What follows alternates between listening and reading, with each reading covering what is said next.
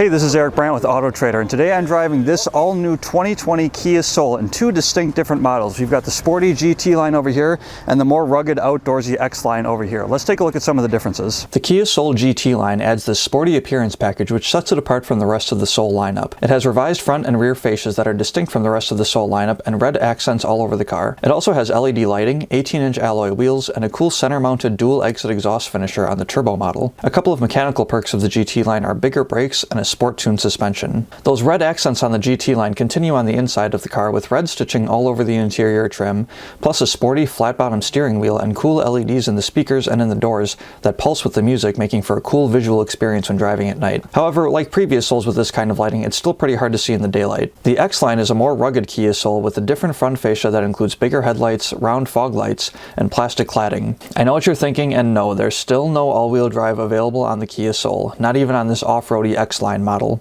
This is strictly an appearance package to give off the aesthetic of off-road capability. That's not necessarily a bad thing, but it would be nice to have the off-road chops to back up its rugged look that would make it more competitive with little off-roaders like the Jeep Renegade Trailhawk. The new Soul is a little longer than the outgoing model and has bigger door openings, making it a little more roomy and a little easier to get in and out of. It still has very compact proportions, making it great for agile city driving, and its boxy profile makes it pretty roomy on the inside. As for what's under that boxy hood, there are two engines available in the new Kia Soul. The base engine is a 2-liter naturally aspirated inline-4 that comes with a 6-speed manual transmission at the base level, but most Souls with this engine will be linked to a CVT automatic transmission. This engine makes 147 horsepower and 132 pound-feet of torque, which doesn't sound like much, but thanks to a well-tuned CVT, it has respectable hustle and even some decent highway passing power, while achieving 27 city, 33 highway MPG. That fuel economy gets a little worse with the manual transmission. For a little more hustle, you can upgrade to the 1.6-liter turbocharged inline-4 linked to a 7-speed dual-clutch transmission.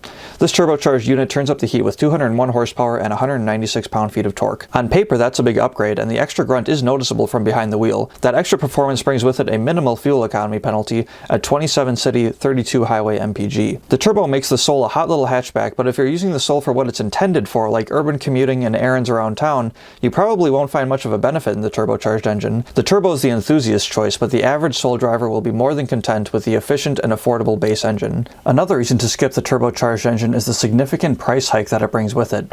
The turbo engine, which is only available on the Soul GT line, has a starting price of $28,485, which is a full $10,000 jump over the Soul's base price of $18,485. We like the look of the GT line, and if you do too, we think the GT line car with the base engine coming in at just over $20,000 is a better value.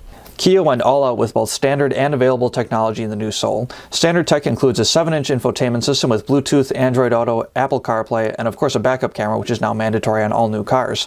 The long list of available tech includes driver assistance features like adaptive cruise control, lane keeping assist, blind spot monitoring, high beam assist, and more. Other available tech in the new Soul includes a head-up display, a 10-inch infotainment system, Harman Kardon premium audio with those cool LEDs you saw earlier, and wireless charging. Overall, the new Kia Soul is an improvement over an already good compact hatchback. It adds a lot of new content while retaining all of the quirkiness of previous Souls, and as always, a very strong value. We like the new look, and while it sure would be nice to have all-wheel drive as an option, most drivers can probably live without it. If you like this funky new Kia Soul, like this video and subscribe to Autotrader for more.